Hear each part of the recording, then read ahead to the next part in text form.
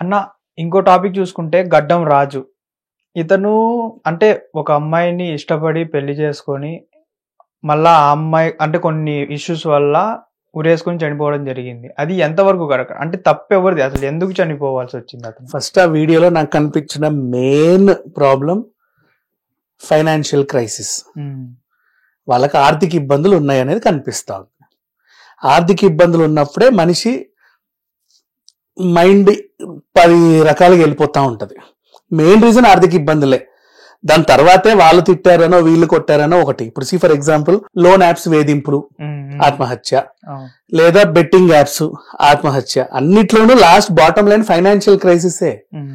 బెట్టిలో డబ్బులు పోయాయి కాబట్టి, మళ్ళీ నీ దగ్గర లేవు కాబట్టి, వచ్చే ఇది లేదు కాబట్టి చనిపోయావు. ఆ అప్పులోడు అడుగుతున్నాడు, ఇవ్వడానికి నీ దగ్గర లేవు, వాడు కరుస్తాడు కూడా. మరి ఇచ్చినవాడు నువ్వు ఇచ్చేటప్పుడు వాడు దేవుడేగా, అడగడానికి వస్తున్నా వేధింపు అయిపోతుంది. అంతే, వాడికి డబ్బే కదమ్మా. అంతే కదా. నేను వీళ్ళనైతే ఎంకరేజ్ చేయను. ఎందుకంటే నీ అవసరం తీరినప్పుడు వాడు నీకు బానే ఉన్నాడు, బతిలాడుకుంటావు. తర్వాత వాడు అడిగినప్పుడే నువ్వు ఏదో అనిపిస్తుంది. అట్లా చనిపోయే వాళ్ళు ఉన్నారు. ఓవరాల్ గా ఫైనాన్షియల్ క్రైసిస్. ఇప్పుడు ఇక్కడ ఇతను కూడా చెప్పింది ఇదే. ఎందుకు నీకు ఫైనాన్షియల్ క్రైసిస్ వచ్చిందంటే, ఈ అబ్బాయి యూట్యూబ్ మీద బతికే అబ్బాయి, ఫోక్ డాన్స్లు అవి గట్రా చేసేవాడు. వరంగల్ వెళ్తాను 4 రోజులు షూట్ ఉంది, వైజాగ్ వెళ్ళొస్తా 4 రోజులు షూట్ ఉంది అని వస్తావు. 4 రోజుల తర్వాత వచ్చిన తర్వాత ఏం చేస్తావు? ఆ పాట ఎప్పుడైతే విడుదల అయిద్దో చూస్తే అందులో అమ్మాయితో నువ్వు వాటేసుకున్నట్టు, ఎగిరేసినట్టు, దునికేసినట్టు ఉంటాయి.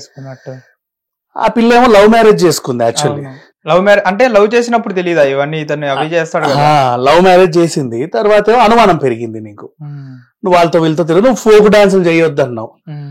పైగా ఇప్పుడు అన్ఎక్స్పెక్టెడ్ గా రామ్ రాథోడ్కి మొన్న మిస్ ఇండియా, మిస్ వరల్డ్ జరిగినప్పుడు రాను బొంబాయికి రాను పాట వేశారు. దానికి ఆ ఫారినర్స్ కూడా రాన్యూ రాన్యూ అని డాన్స్లు వేసారు. ఆ పాట ఎక్కడికో వెళ్ళిపోయింది, ఇంటర్నేషనల్ లెవెల్ కి వెళ్ళిపోయింది. ఆల్మోస్ట్ 560 మిలియన్స్ ఇంటర్నేషనల్ రేంజ్ మా, ప్రపంచం అంతా చూస్తుంది కదా మిస్ వరల్డ్. అక్కడ దాకా వెళ్ళేసరికి ఆ పిల్లోడు ఇప్పుడు అదృష్టం బాగుండి బిగ్ బాస్ వచ్చాడు. రేపటి రోజు ఇంకా మంచి కెరీర్ ఉంటది. దుబాయ్ లో అవార్డు కూడా ఇచ్చారు మనోడికి. నెక్స్ట్ ఇంకా ముందుకు వెళ్తా ఉంటాడు. ఎవరు రాము రాథోడు? ఇప్పుడు ఈ అబ్బాయి సాంగ్స్ చేసుకునే అతనే. ఈ గడ్డం అబ్బాయికి సేమ్ అదే ఫీల్డ్ కదా, అదే ఫ్యామిలీ కదా.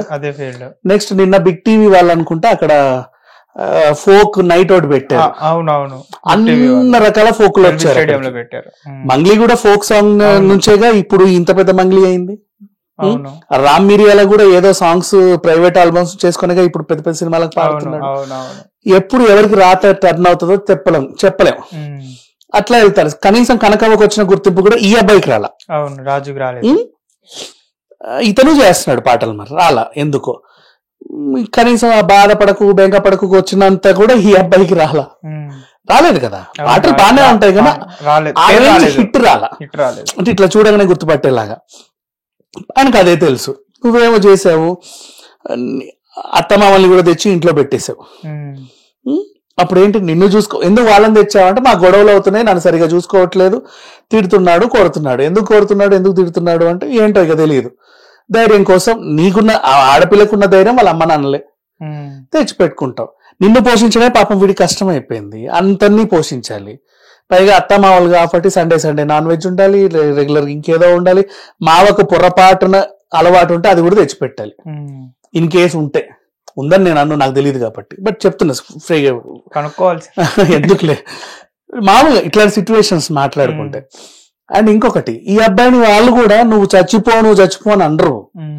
అంటే వాళ్ళ ఉద్దేశం ఏంటంటే నువ్వు ఖాళీకి కూర్చోక ఏదో ఆ అబ్బాయి మైండ్ సెట్ ఎలా మారిపోయింది అంటే, నేను ఇల్లరికంకి వచ్చిన ఫీల్ అనేది వచ్చింది కదా. అది ఎందుకు వచ్చింది అంటే, ఫస్ట్ పని చేయి అన్నావు, నాకు నచ్చిన పని చేస్తా అంటే వద్దన్నావు, ఏదో ఒక పని చేయమన్నావు. జెప్టో జొమాటోలు చేశాడు.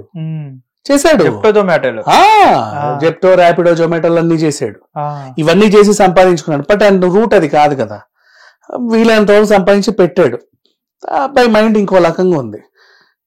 ఏంటి నువ్వు సంపాదించు, కాలికి ఇంట్లో కూర్చున్నావు, పెళ్ళి అయింది. ఇప్పుడు పెళ్లి కాకపోతే ఎరా దున్నపోతలా ఇంట్లో కూర్చున్నావు, రేపు నిన్ను పెళ్ళి చేయాలంటారు. పెళ్ళయ్యాక ఎరా దున్నపోతలా ఇంట్లో కూర్చున్నావు, వాళ్ళని ఎలా పోషిస్తావు అంటారు. ఇట్లా ఎలా ఉండాలంటే అవతల మనిషికి ఆలోచింపజేసి వాడిలో కొత్త అంటే అవును కదా, వేరే యాంగిల్ రావాలి.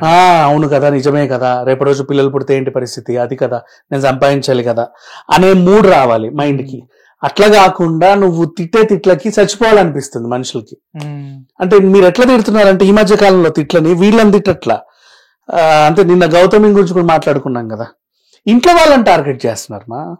మీ అమ్మ అట్లాంటిది కాబట్టి నువ్వు పుట్టావు, మీ అన్న అట్లాంటోడు, మీ అయ్యి ఇట్లాంటోడు, నీ బతికి ఇట్లాంటిది, చూడు మా ఈ మీద పడ్డావు, మా నాన్న తెచ్చిన పైసలతో ఈ వారం నేను బియ్యం వేసా, మా అమ్మ తెచ్చిన డబ్బులతో అది చేసా, నేను సంపాదించిన దాంతో ఇది చేసా, నువ్వెందుకు, నీ బతికేందుకు, సావచ్చు కదా దేని కింద అన్నబడి, ఇలాగే మాట్లాడతారు. కొంచెం ప్రతి తెలంగాణ ఇళ్లలో ఖాళీగా ఒకడు కూర్చున్నాడు అంటే, పైగా వాడికి తాగుడు అలవాటు ఉంటే ఇంకా నెక్స్ట్ లెవెల్కి వెళ్ళిపోతాయి లాంగ్వేజ్.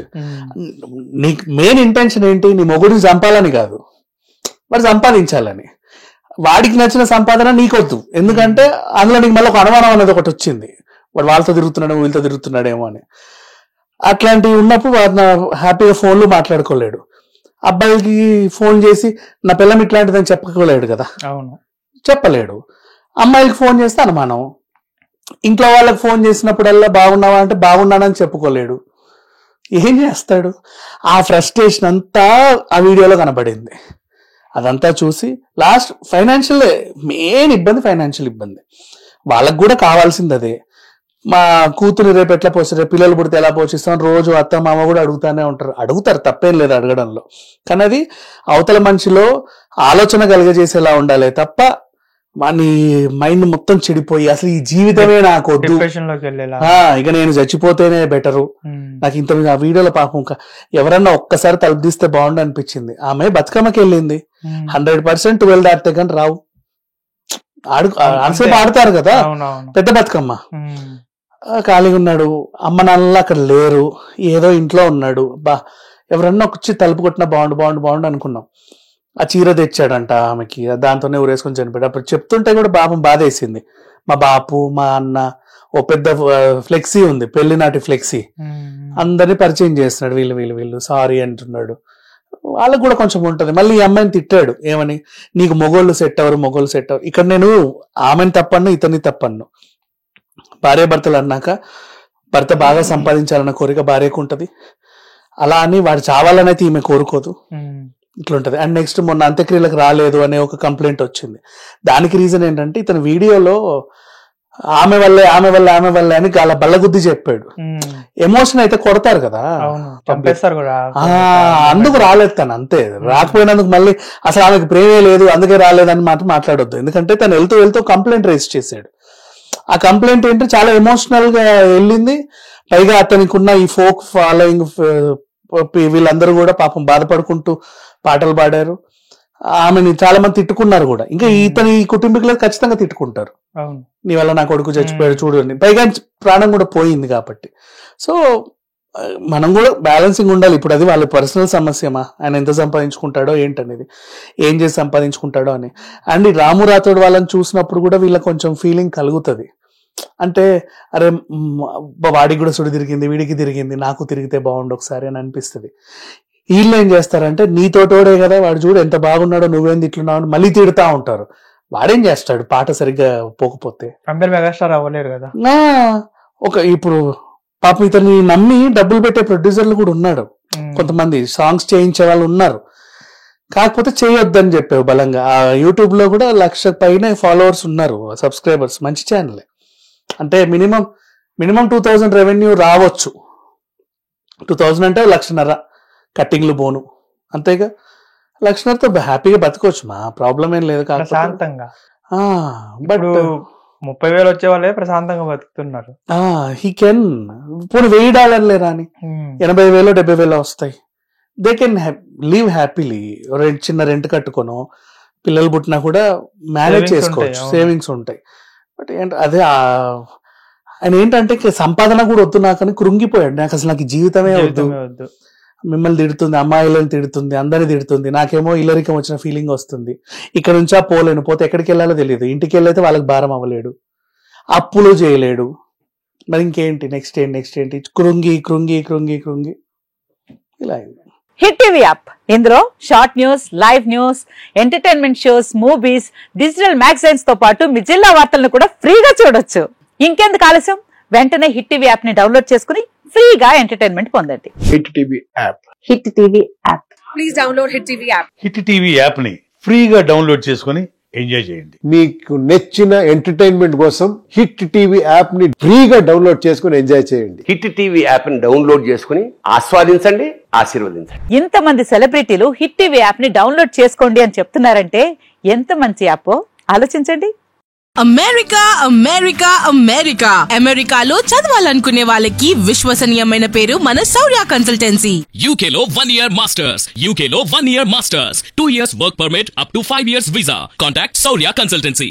Contact 89851 89851.